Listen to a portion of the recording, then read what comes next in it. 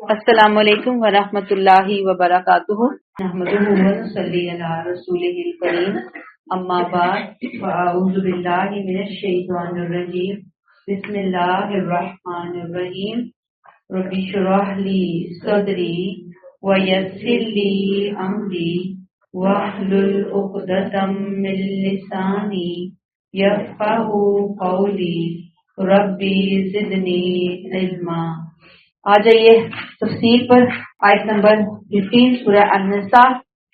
واللاتی یأتین الفاحشۃ من نسائکم فاستشہدوا علیہن اربعۃ منکم، اور تمہاری عورتوں میں سے جو بدکاری کرتی ہیں ان پر اپنے اندر سے 4 گواہ طلب کرو۔ فإن شہدوا، پس جب وہ گواہی دے دیں، فامسکوہن فی البیوت، تو ان کو گھروں میں نظر بند رکھو، حتی یتوفاہن الموت، یہاں تک کہ انہیں موت آئے، اور یجعل اللہ لہن سبیلا، یا اللہ ان کے لیے کوئی راہ نکال دے۔ پچھلی آیت میں ہم نے ان مفاسد کے دروازے بند کیے جو مال کی حد سے بڑی ہوئی لالچ کی وجہ سے پیدا ہوتے ہیں اور معاشرے میں فساد کا، قطع رحمی کا ذریعہ بنتے ہیں۔ اب آیت 15 سے آگے شہوانی ناجائز خواہشات، صنفی انتشار، یعنی جو لس سے ریلیٹڈ معاملات ہوتے ہیں، سیکس سے ریلیٹڈ معاملات ہوتے ہیں، ان پر پابندی عائد کی جا رہی ہے، کیونکہ یہ لالچ یعنی سیکس کے حوالے سے برائی، یہ مال سے بھی زیادہ پوری سوسائٹی کے لیے تباہ کن ہے۔ یاد رہے کہ یہ جو آیت نمبر 15 والے احکامات ہیں، یہ ابتدائی نوعیت کے احکامات ہیں، جبکہ مدینہ میں معاشرہ ابھی پوری طرح مستحکم نہیں ہوا تھا، منظم نہیں ہوا تھا، اسلام میں وہ قوت نہیں تھی کہ وہ اسلام کی حدود و تعزیرات کو اچھے طریقے سے، پورے طریقے سے نافذ کر سکیں۔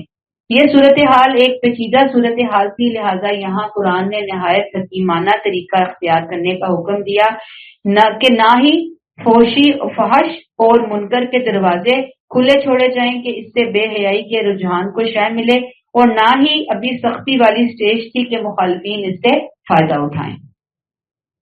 کیا کہتے ہیں اللہ تعالیٰ؟ واللاتی یأتین الفاحشۃ من نسائکم، واللاتی سے مراد وہ عورتیں۔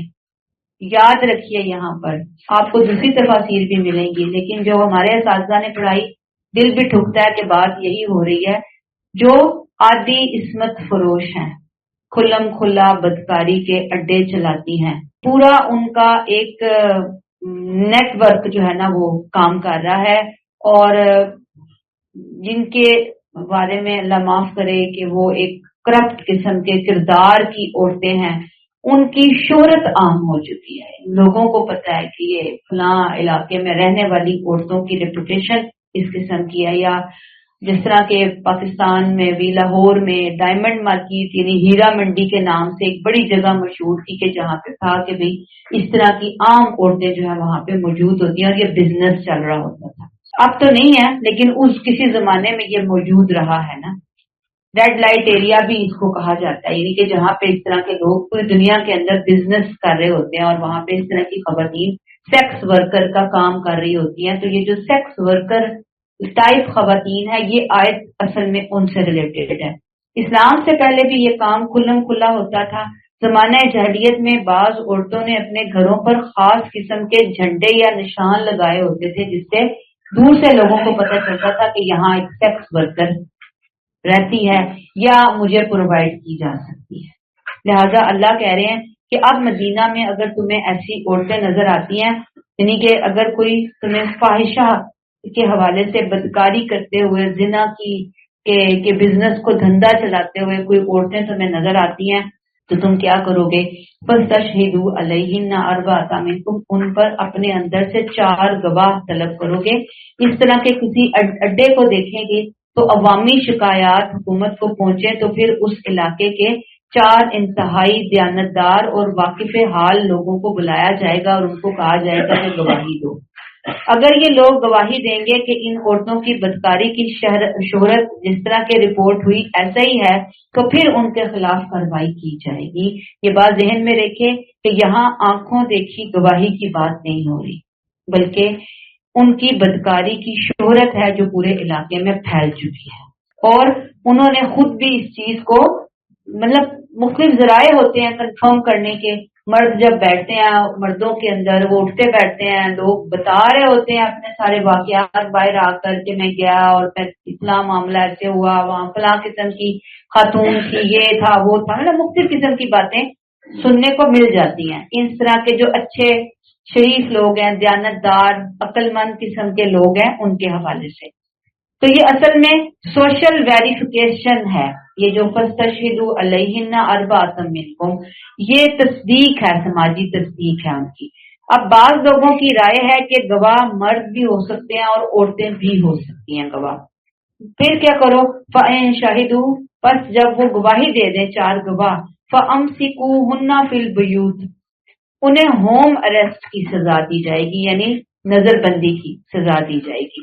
ان عورتوں کو سماجی زندگی سے الگ کر دیا جائے گا۔ مقصد کیا ہے؟ معاشرتی تحفظ۔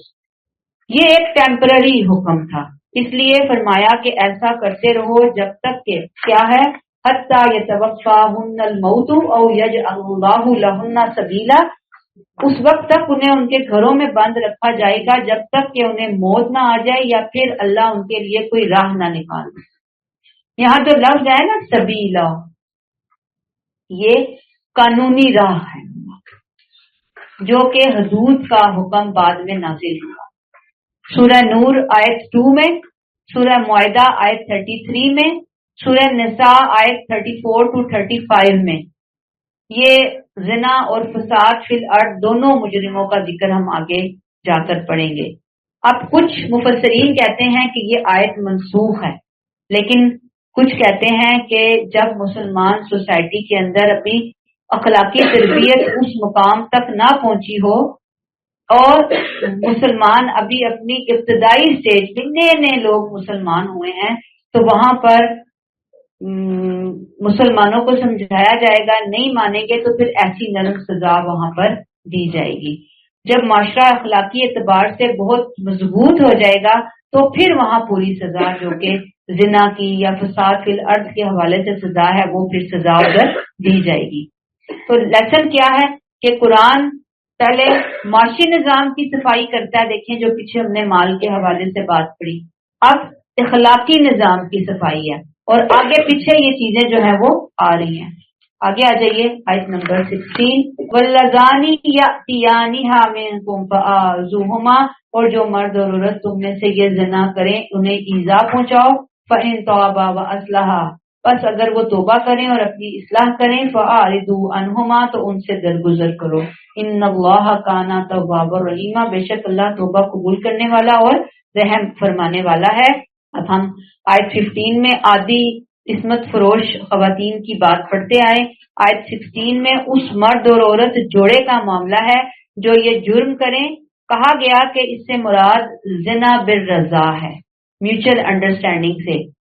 یہ ابتدائی سزا، جیسے میں نے کہا تھا نا کہ ابتدائی حکم تھا، وہ ان کو دی جا رہی ہے۔ واللذانی یأتیانہا منکم فآذوہما، زنا کرنے والے مرد اور عورت ان دونوں کو سزا دو۔ کیا سزا دو؟ اس کی کوئی تفصیل قرآن و سنت سے نہیں ملتی ہے نا، فآذوہما تفصیل نہیں ہے۔ ہاں صحابہ کرام کے عمل سے ہمیں پتہ چلتا ہے کہ ملامت کی جائے گی، ہلکی پھلکی ان کو مار لگائی جائے گی، پٹائی کی جائے گی، ان کو بے عزت کیا جائے گا، ٹھیک ہے، یہ سزا تھی شروع میں۔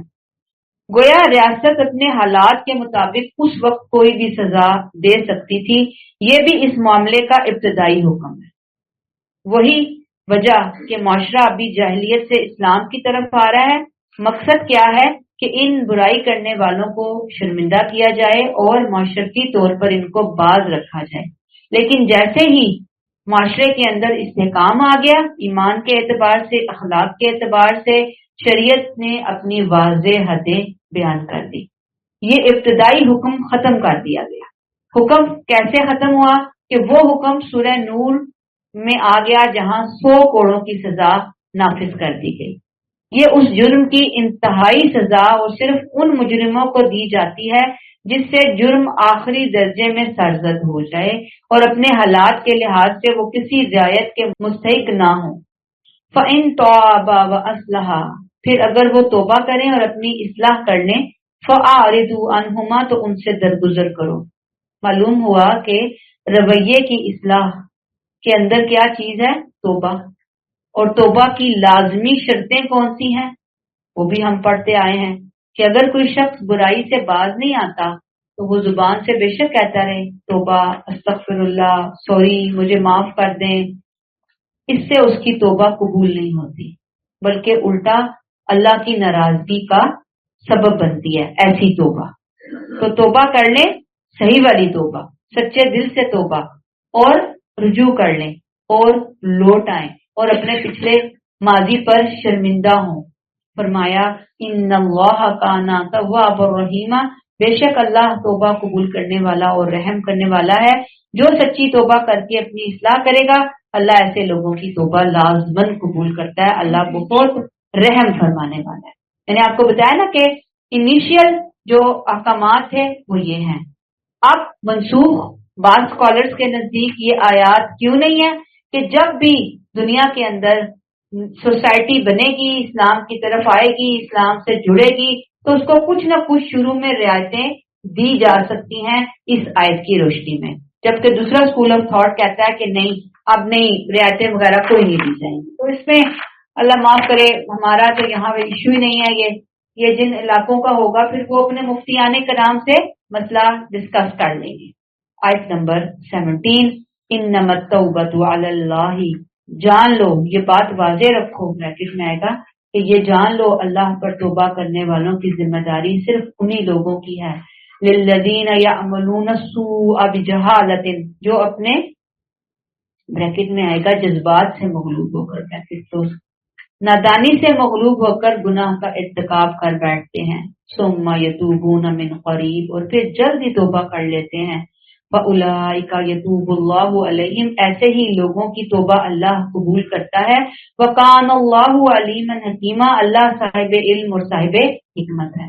अब पिछली आयत से ही हम देख कर आए कि जो अपने गुनाहों की माफी मांगेगा, अल्लाह की रहमत उसके ऊपर मुतवज्जा होगी और अल्लाह अपनी रहमत और मेहरबानी उसको अता करेगा। पिछली आयत का ये लेसन था। अब आयत 17 में सच्ची तौबा के अमल को मजीद वाज़े किया गया। क्या कहा गया? इन्नमत तौबतु अलल्लाहि लिल्लज़ीना यअमलून अस्सूअ बिजहाला, जहालत सिर्फ ना जानने को नहीं कहते, ला इल्मी नहीं होती, बल्कि जहालत के अंदर गफलत भी आती है। जज्बात और ख्वाहिशात नफ्स का बहुत ज्यादा दबाव, प्रेशर या उससे मगलूब हो जाना भी आता है, और फिर इंसान इस जज्बात से मगलूब होकर, ख्वाहिशात नफ्स से मगलूब होकर कोई जुल्म कर बैठता है, कोई शरारत कर बैठता है, कोई ज्यादती कर बैठता है, कोई गुनाह का काम कर बैठता है। इस गुनाह को क्या बोलेंगे? जहालत वाला गुनाह। गुनाह का काम करते वक्त इंसान जानता है कि ये गलत है, लेकिन नफ्स परस्ती यानी नफ्स की ख्वाहिश उसे इतना अंधा कर देती है कि वो अपने आप को उससे बचा ही नहीं पाता, यानी वो कंट्रोल ही नहीं कर पाता। जैसे गाड़ी की ब्रेकें फेल हो जाती है ना, तो पता है कि इंसान के मैं खड्ड में जा रहा हूं, मैं दीवार से टकराऊंगा, ऐसे ये गुनाह करने वाले लोग, क्या होता है, दीवार से लगता है कि आप जाके लगेंगे, लेकिन वो चल रहे हैं। ये भी जहाला है। जब ये वो गुनाह कर बैठते हैं नादानी से, नफ्स से के हाथों मगलूब होकर, तो क्या करते हैं? सुम्मा यतूबून मिन करीब, गुनाह के फौरन बाद तौबा कर लेते हैं। जो जज्बात से मगलूब होकर कोई बुराई कर गुजरते हैं, फिर फौरन क्या करते हैं? तौबा कर लेते हैं। फउलाइका यतूबुल्लाहु अलैहिम, ऐसे ही लोगों की तौबा अल्लाह कबूल करते हैं। ऐसे ही लोगों के लिए अल्लाह दरवाजों को खुला रखते हैं, अल्लाह उन्हें वापस आने का रास्ता देते हैं। अल्लाह बहुत ज्यादा तौबा कबूल फरमाता है। बंदे का पलटना तौबा है, बंदे का पलटना तौबा है। यहाँ कहा ना, फउलाइका यतूबुल्लाहु अलैहिम, ऐसे ही लोगों की तौबा अल्लाह, यतूब का लफ्ज अल्लाह के लिए आया। बंदे का पलटना तौबा है और अल्लाह का पलटना माफ कर देना। यतूब अल्लाह है, कर रहे हैं, कैसे? माफ कर रहे हैं, मगफिरत कर रहे हैं। बंदा तौबा कर रहा है तो बंदा अल्लाह की तरफ पलट रहा है। वकानल्लाहु अलीमन हकीमा, अल्लाह साहिब इल्म और साहिब हिकमत है। अल्लाह जानता है किसने दिल से तौबा की, किसने जुबान से सिर्फ अल्फाज कहे। अल्लाह के इल्म से कोई नियत छुपी हुई नहीं। सच्ची तौबा भी वही है जो दिल से हो। और हकीमा, वो हकीम होने के नाते नियतों को जानकर रहमत के दरवाजे کھول دیتا ہے۔ اب بہرحال یہاں پہ پھر وہی بات ذہن میں رکھیے کہ حقوق اللہ اور حقوق العباد میں کچھ چھوٹے گناہ ہیں جو کہ مختلف نیکیاں کرنے سے آٹومیٹکلی دھل جاتے ہیں، معاف ہو جاتے ہیں۔ پھر کچھ بڑے گناہ ہیں، کبیرہ گناہ، حرام گناہ، ان کی کچھ گناہ ایسے ہیں کہ اللہ سے باقاعدہ پراپر اچھے طریقے سے رو دھو کے معافی مانگنی پڑتی ہے، خود کو نیکیوں کی طرف موڑنا پڑتا ہے، زندگی کا سٹائل سے تبدیل کرنا پڑتا ہے، مکمل یو ٹرن لینا پڑتا ہے۔ اور کچھ برائیاں گناہ ایسے ہوتے ہیں کہ جس میں بندوں کو بھی کمپنسیٹ کرنا پڑتا ہے، یعنی کسی کو آپ نے ہرٹ کیا ہے آپ اسے کمپنسیٹ کریں گے، کسی کا مال کھایا ہے مال واپس ہوگا، کسی کا حق مارا ہے، جداد نہیں دی، سپوز کوئی اور زیادتی کر بیٹھے، وہ اس کو لوٹانی ہے، اس کے بغیر توبہ کمپلیٹ نہیں ہوگی۔ یہ بات اچھی طرح ذہن میں رکھیں۔ قرآن جب بھی توبہ کو ڈسکس کرتا ہے، قرآن مجموعی طور پر ہر چیز کو بیچ میں لے کر آتا ہے۔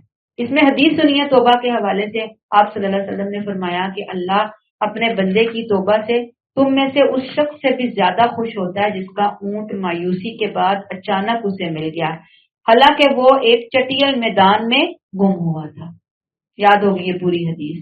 ایک اور حدیث ہے، آپ صلی اللہ علیہ وسلم نے فرمایا کہ اللہ کہتا ہے کہ اے آدم کے بیٹے، جب تک تو مجھ سے دعائیں کرتا رہے گا اور مجھ سے اپنی امیدیں اور توقعات وابستہ رکھے گا، میں تجھے بخشتا رہوں گا، چاہے تیرے گناہ کسی بھی درجے میں پہنچے ہوئے ہوں، مجھے کسی بات کی پرواہ اور ڈر نہیں۔ اے آدم کے بیٹے، اگر تیرے گناہ آسمان کو چھونے لگے پھر تو مجھ سے مغفرت طلب کرنے لگے تو میں تجھے بخش دوں گا اور مجھے کسی بات کی پرواہ نہ ہوگی۔ اے آدم کے بیٹے، اگر تو زمین برابر بھی گناہ کر بیٹھے اور پھر مجھ سے مغفرت طلب کرنے کے لیے ملے لیکن میرے ساتھ کسی طرح کا شرک نہ کیا ہو تو میں تیرے پاس اس کے برابر مغفرت لے کر آؤں گا۔ سبحان اللہ، ایسی اللہ نے خوشخبری دے دی اور تجھے بخش دوں گا۔ سورہ زمر آیت 53 بھی ہم دیکھیں گے مستقبل میں، اللہ تعالیٰ وہاں فرماتے ہیں قُلْ يَا عِبَادِيَ الَّذِينَ أَسْرَفُوا عَلَىٰ أَنفُسِهِمْ لَا تَقْنَطُوا مِن رَحْمَةِ اللَّهِ إِنَّ اللَّهَ يَغْفِرُ الذُّنُوبَ جَمِيعًا إِنَّهُ هُوَ الْغَفُورُ الرَّحِيمُ۔ کہہ دو اے میرے بندو جنہوں نے اپنی جانوں پر ظلم کیا ہے، اللہ کی رحمت سے مایوس نہ ہو، بے شک اللہ سب گناہ بخش دے گا، بے شک وہ بخشنے والا مہربان ہے۔ اصل میں تو اللہ سے دعا ہو کہ اللہ ہمیں سچی توبہ کرنے والا بنا، یہ نہ کہیں کہ ہم تو گناہ ہی نہیں کرتے تو توبہ کیوں کریں، گناہ ہو جاتے ہیں چھوٹے بڑے جانے انجانے میں، اللہ سے ہم سچی توبہ کرنے والے استغفار کرنے والے بنے۔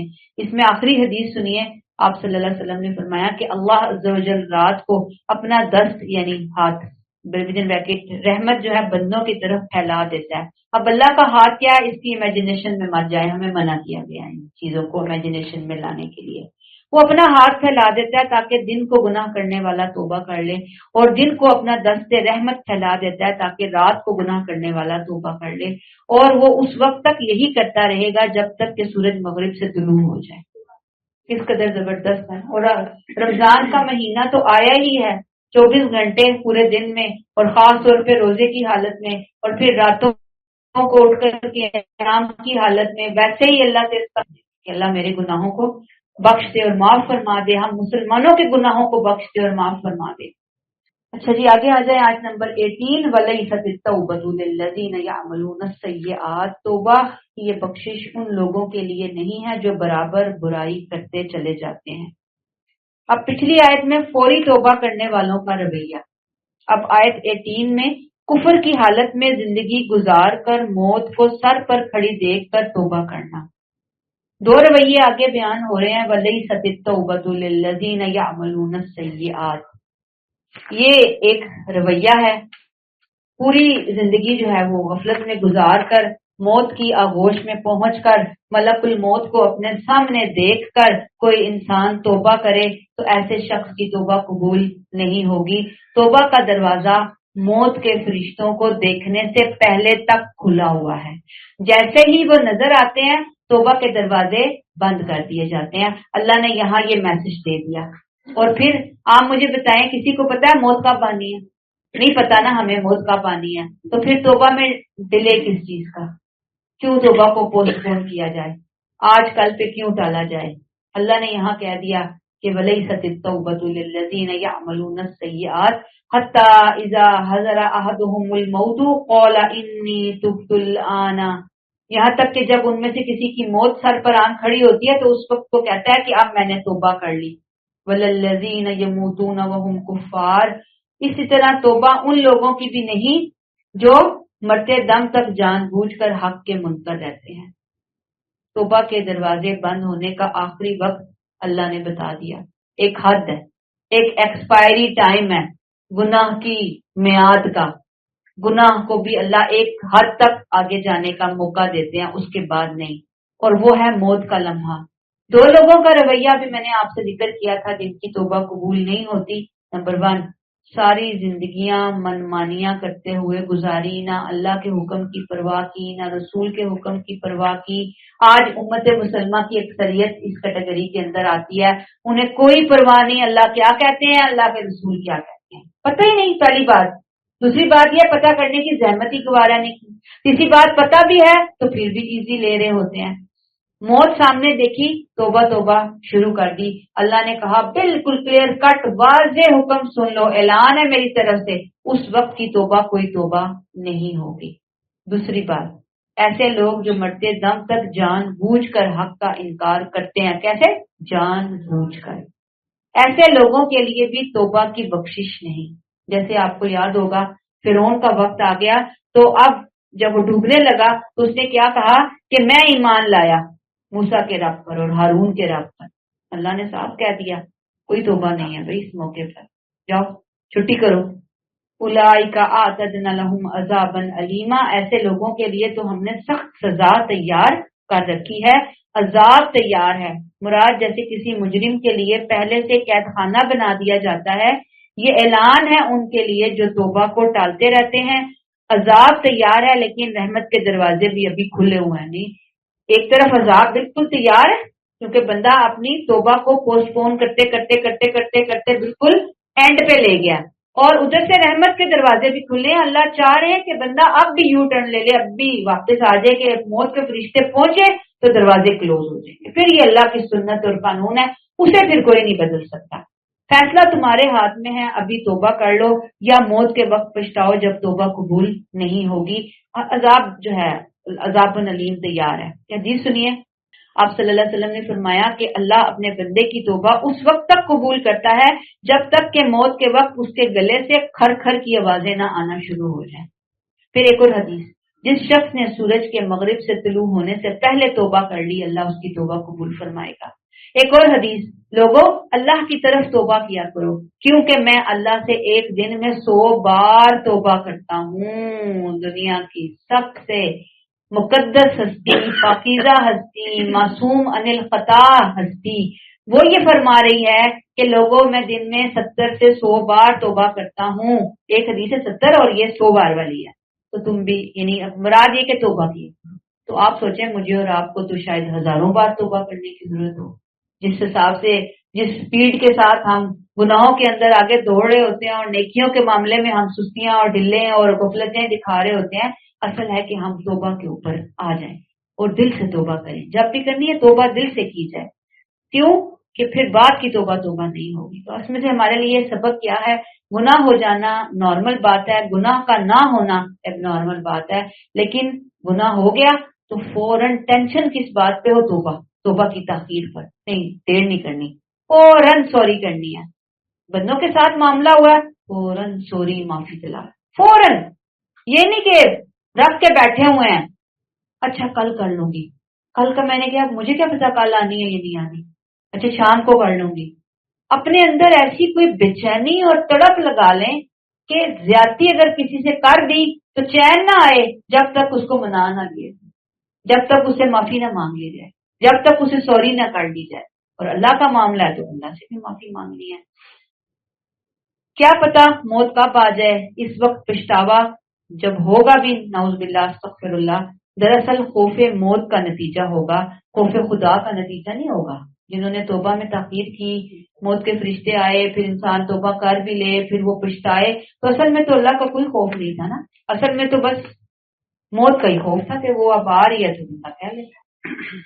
آگے آ جائیے آیت نمبر 19، या अय्युहल्लज़ीना आमनू ला यहिल्लु लकुम अन तरिसुन निसाई करहा, ए अहले ईमान तुम्हारे लिए ये जायज नहीं कि तुम जबरदस्ती औरतों के वारिस बनकर विदिन ब्रैकेट उनके मालो जायदाद हड़प कर बैठो।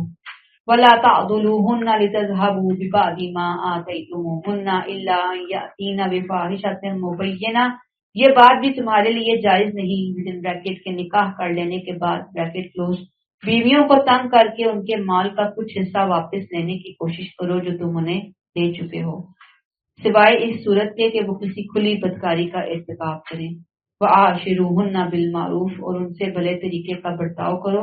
फ़इन करिहतुमूहुन्ना, इसलिए अगर तुम्हें वो पसंद नहीं, फ़असा अन तकरहू शैया, तो हो सकता है तुम किसी चीज को नापसंद करो। वह यजअलल्लाहु फीही खैरन कसीरा, और अल्लाह उसी में तुम्हारे लिए बड़ी बेहतरी पैदा कर दे।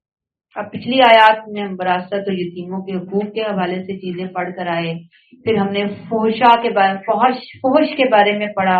अब आयत 19 में औरतों के साथ जाहिलियत के दौर के अंदर जो जालिमाना बर्ताव किया जाता था, अल्लाह उसको बिल्कुल खत्म कर रहे हैं।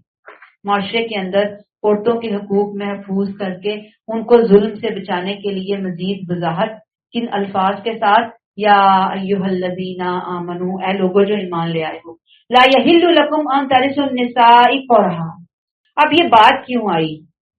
अरब जाहिलियत के बाद कबीलों में ये रिवाज था कि मरने वाले की जायदाद और उसके माल मवेशी की तरह उसकी बीवियां भी विरासत में तकसीम हो जाती थी। इसका या तो वारिस खुद उससे निकाह कर लेते, या उन्हें किसी को दे दिया जाता, या उन्हें कैद कर दिया जाता ताकि वो कहीं और शादी ना कर सके।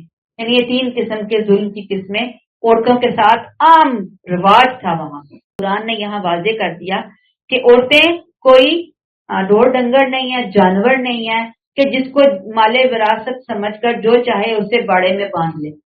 तरबियत करो, अपनी नफ्सियात को दुरुस्त करो।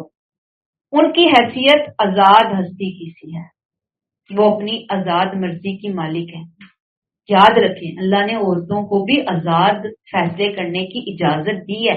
हदूद इलाही के अंदर अपने फैसले करने के लिए पूरी तरह आजाद हैं। उन पर कोई चीज उनकी मर्जी के बगैर मुसल्लत नहीं की जा सकती। इससे ये भी पता चलता है कि फिर जबरदस्ती उनकी शादी भी नहीं की जा सकती। ये दीन कहता है, हमें माशरा नहीं कहता। इस्लामिक सोसाइटी में रहते हैं लेकिन हमारा अमल असल से बहुत दूर है। दूसरी बात जो इस आयत के हिस्से से समझ आती है कि जबरदस्ती उनके वारिस बन के उनकी माल और जायदाद को हड़प ना करो। औरत को विरासत में मिलने वाला माल और जायदाद पर उसी का हक है, ना उसके खामद का, ना उसके भाई का, ना उसके बेटे का, किसी का हक नहीं है। और अगर एक औरत का खामद फोत हो या तलाक हो जाए तो वो अपनी जात के बारे में फैसला करने के हवाले से आजाद है। ये लेसन यहाँ पे दिया जा रहा है। फरमाया वला तादुलूहुन्ना लितज़हबू बिबादि मा आतैतुमूहुन्ना इल्ला अन यातीना बिफाहिशतिन मुबय्यना, ये भी तुम्हारे लिए जायज नहीं विद इन ब्रैकेट के निकाह कर लेने के बाद ब्रैकेट क्लोज बीवियों को तंग करके उनके माल का कुछ हिस्सा वापस लेने की कोशिश करो जो तुम उन्हें दे चुके हो, सिवाय इस सूरत के वो किसी खुली बदकारी का इर्तिकाब करें। यानी बहुत से मर्द अपनी तंग दिली की वजह से ये चाहते हैं कि उन्होंने अपनी बीवी को मेहर दिया या कोई गिफ्ट वगैरह दिए शादी के मौके पर, मोहब्बत के जोश में आकर उनमें से हम ये वापस ले लें। बीवी को तंगी में मुब्तला करें, उन्हें इतना तंग करें कि वो कहें ये पैसे पकड़ो, ये माल पकड़ो, मेरी जान छोड़ो। एक सूरत है महर की वापसी, वो क्या कि वो औरत खुली बदकारी का इर्तिकाब करे, जिना में मुलविस पाएगी, पकड़ी गई है। इस जुर्म के जरिए चूंकि औरत अपने निकाह के मुआहदे को खुद तोड़ देती है, इसलिए शोहर को इख्तियार है कि वो कोर्ट में जाकर केस कर दे औरत के ऊपर और अपना महर या जिगर जो तहाइफ वगैरह उसने दिए, वो मुमकिन है उसने कोई उसको गाड़ी नाम लगा दी, घर नाम लगा दिया, कोई उसको प्रॉपर्टी नाम लगा दी, तो अब वो क्या कहता है कि नहीं अब तो चल ही नहीं सकते आगे, औरत ने तो धोखा दिया है, बेवफाई की है, लिहाजा मेरा माल मुझे वापस मिलना चाहिए। औरत नहीं दे रही तो शोर कोर्ट जा सकता है। सिर्फ ये एक सूरत है औरत की खुली बेहयाई, सिर्फ बेहयाई नहीं, जिना। ठीक है, फाहिशतम मुबय्यना, ऐसी बदकारी जो सबूत के साथ जाहिर हो जाए। शोहर सिर्फ محض شک کی بنا پر یا غصے کی وجہ سے یا لالچ کی وجہ سے نہیں کہ یہ میں تو اس وقت غلطی کی، یہ مال اس کو دے دیا، مجھے واپس لینا ہے تو میں اس کے اوپر الزام لگاؤں، نہیں، سوال ہی نہیں کیسا ہو۔ یہ سب قابل نفرت چیزیں ہیں، گھر کا ادارہ تباہ کرنے والی چیزیں ہیں، اس سے روکا گیا ہے۔ پھر فرمایا کیا کرو، وَعَاشِرُوهُنَّ بِالْمَعْرُوفِ، اور ان سے بھلے طریقے کا برتاؤ کرو، خاص طور پر ان شوہروں کے لیے جنہیں اپنی بیویوں میں بلا وجہ کیڑے نظر آتے ہیں۔ ہوتے ہیں اس طرح کے شوہر بھی، زندگیاں عذاب بنا دیتے ہیں، خود بھی نفسیاتی مریض ہوتے ہیں اور وہ بیوی کو بھی دیکھ نہیں پاتے، استغفر اللہ۔ یا پھر واقعی بیوی میں بھی بعض دفعہ ایسے مسائل ہوتے ہیں کہ جو اچھے بھلے مرد کی زندگی برباد کر کے رکھ دیتی ہے۔ دونوں صورتوں میں جو ہے نا یہ ایک بڑا مشکل صورتحال ہے۔ اللہ نے یہاں سولوشن دیا، اپنے معاملات کو ٹیڑھے ہونے سے بچاؤ، بلکہ کیا کرو، عاشروہن بالمعروف وعاشروہن بالمعروف۔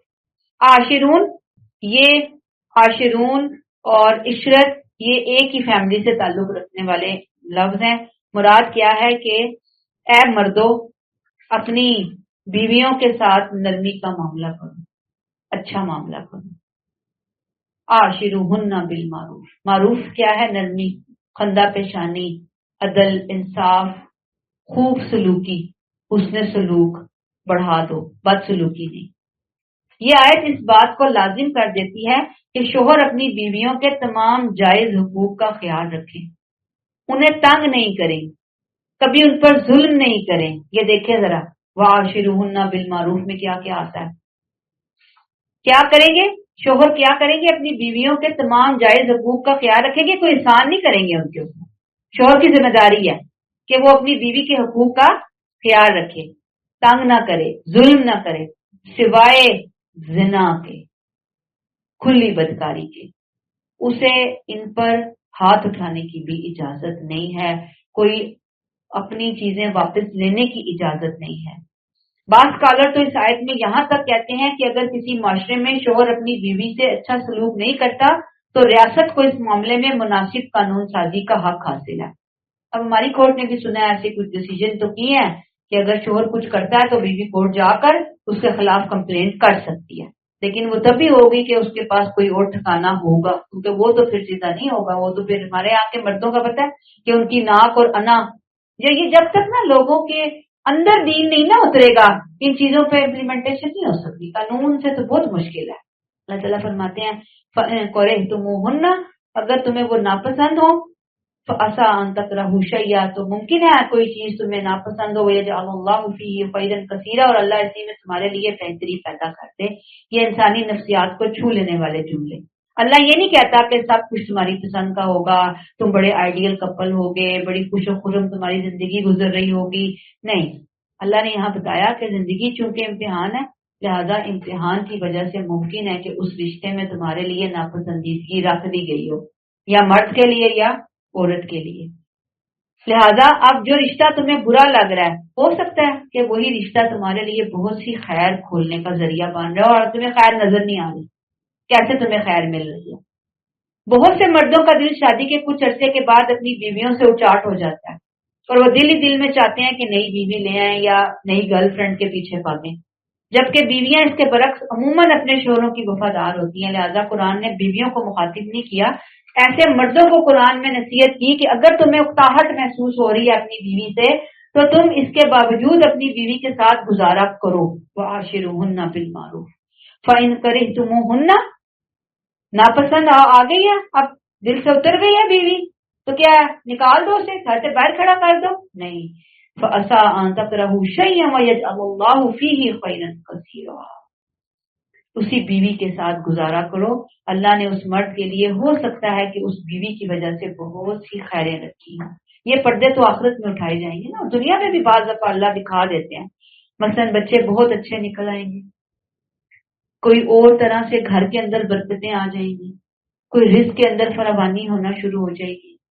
پھر شوہر کے اوپر اگر سخت حالات آ جائیں، ایسا شوہر جو کہ اپنی بیوی کو اپنے دل سے دور کر چکا ہے، اور ممکن ہے کوئی ایسی بیماری آ جائے اس کے اوپر کہ کل کو وہی بیوی جسے وہ دھکے دے چکا تھا اپنی زندگی سے، کل وہی بیوی اس کے لیے بہت بڑا سہارا بن جائے، کچھ بھی ہو سکتا ہے نا۔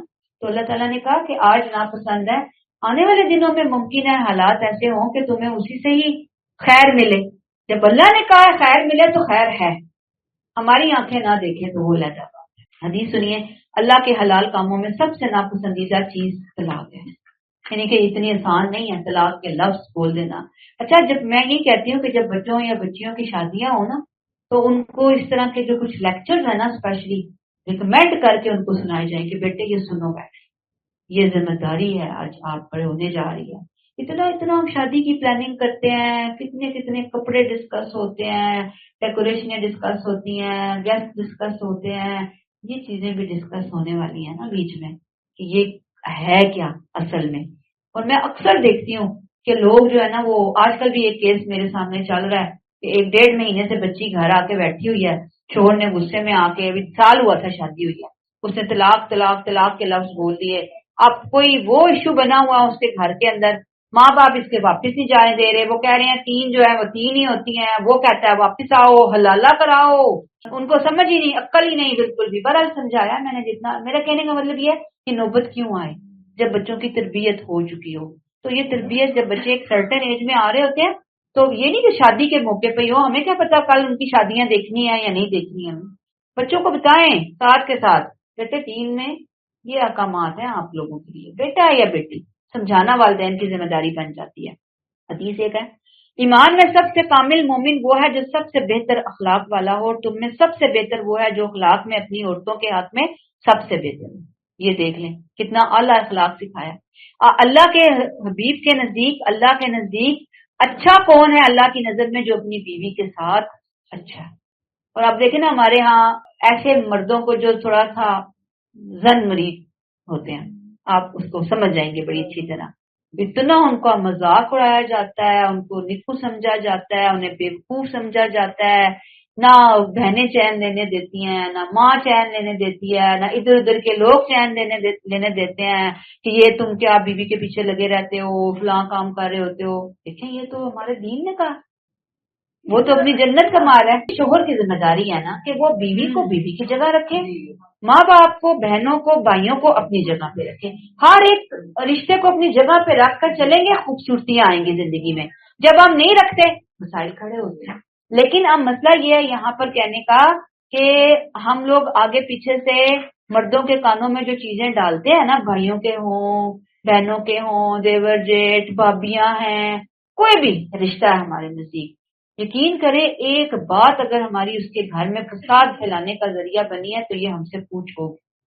اپنے رول کو سمجھ لیں، رول کیا ہے گھر میں؟ ان کو جوڑنا ہے، ان کو ایک ٹیبل پہ بٹھانا ہے، ان کے جھگڑے نپٹانے ہیں، یا ان کے اندر فساد کی آگ ڈالنی ہے؟ اپنا کردار ہمیں پتہ ہونا چاہیے۔ لیسن کیا ہے کہ مومن شوہروں کے لیے اہم ہدایات: بیویوں کے ساتھ ظلم، جبر، بدسلوکی نہیں کرنی، اگر تعلقات نہیں نبھرے، بیوی بدتمیز ہے، بیوی اکھڑ ہے، بیوی لاپرواہ ہے، بیوی پھوڑ ہے، کچھ بھی ہو سکتا ہے نا، یہ تو جوا ہے نا شادی واقعی، تو کیا نکلے گا اندر سے؟ پیکٹ کھولیں گے آپ گفٹ پیک تو پتہ چلے گا کیا نکلا ہے اندر سے آپ کے لیے۔